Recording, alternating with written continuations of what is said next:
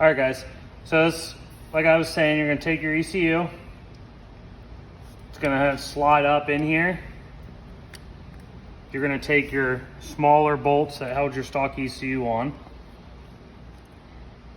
You're gonna run them from the front to the back, just like that.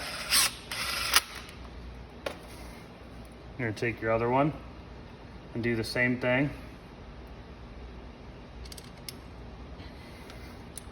Running that from the front to the back as well.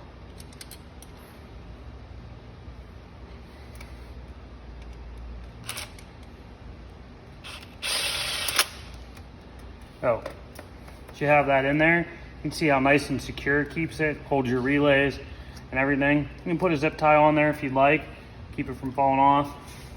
It's not really gonna go anywhere because it's kind of squeezed up.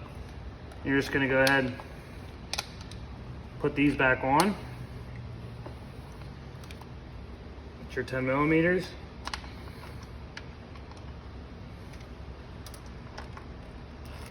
Tighten them back up.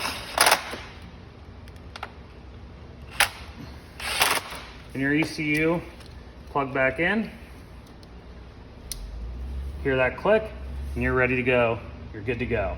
And we'll address some of the other things about the Vortex ECU in upcoming videos, but that's going to show you how to go ahead and install that.